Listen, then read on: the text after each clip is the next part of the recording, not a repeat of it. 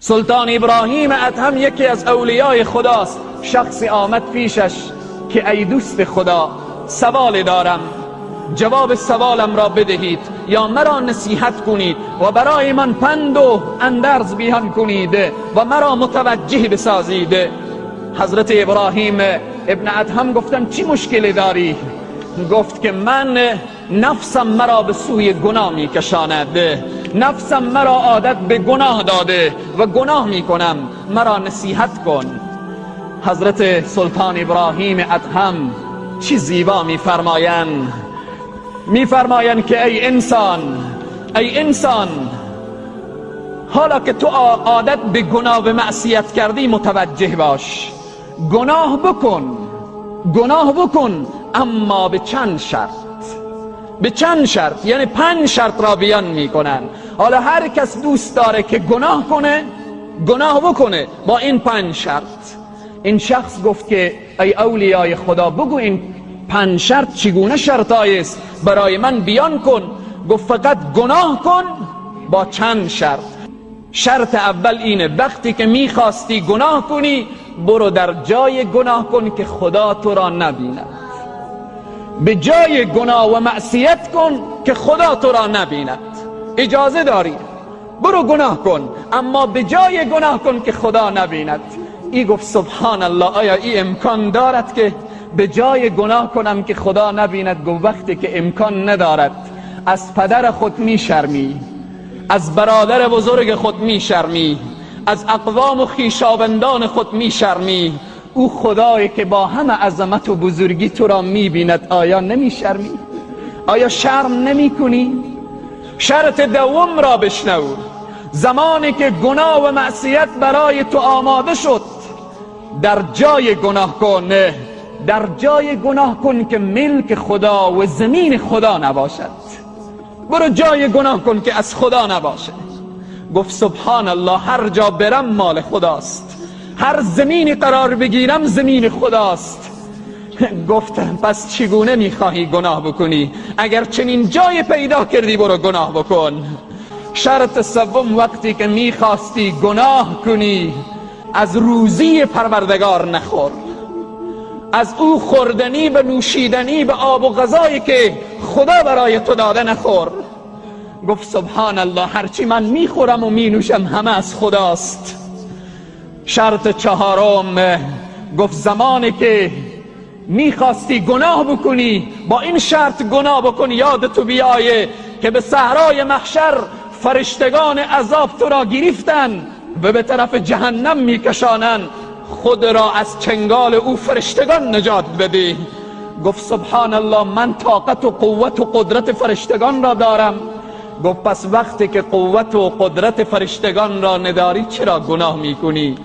شرط پنجم اگر گناه میکنی به چند شرط گناه کن. شرط پنجم این است وقتی که نامه اعمال تو را به صحرای محشر به دست تو دادن و برای تو گفتن که تو این گناه و معصیت را کردی، آنجا انکار بکن و بگو من نکردم. آنجا انکار بکن، آنجایی که و تشهد ارجلهم بما كانوا یکسبون. به صحرای محشر زبان میگوید که من گناه نکردم. این زبان آماده میشه میگه من گناه نکردم. الیوم نختم علی افواههم، در روز قیامت روزیه که بر این دهن مهر نهاده میشه. الیوم نختم علی افواههم و تکلمنا ایدیهم و تشهد ارجلهم. این دست شهادت میدهد که تو چنین گناهی نکردی. و تشهد ارجلهم، پا شهادت میدهد که آیا چنین گناهی نکردی. الیوم نختم، امروز دهن حرف نمیزند.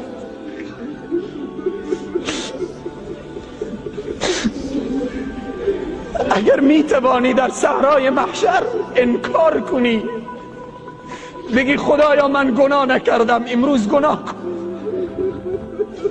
سروران عزیز و بزرگوار، قل یا عبادی الذین اسرفوا علی انفسهم لا تقنطوا من رحمت الله. همه ما گناهکاریم. نگم که من خطیبم.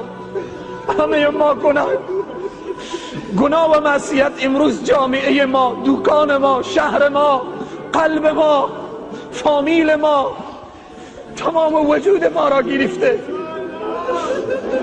اليوم نختم على افواههم وتكلمنا ایدیهم وتشهد ارجلهم بما كانوا یکسبون.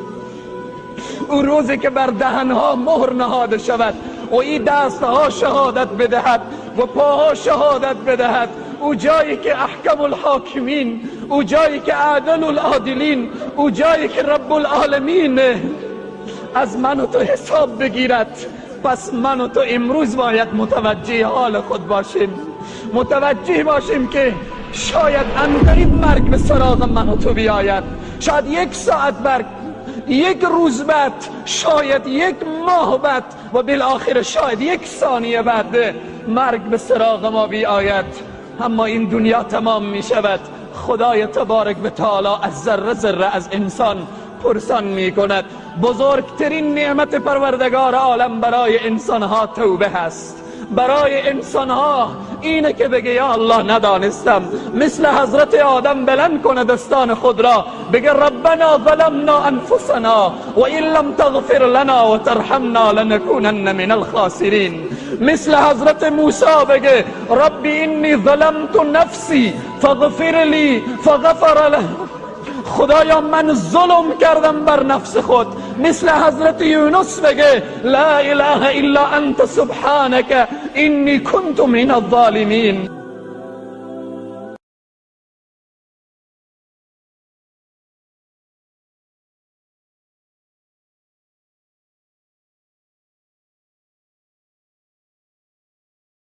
ای اسلام ای دین جاودان، ای راحت پر ز جود و تبا.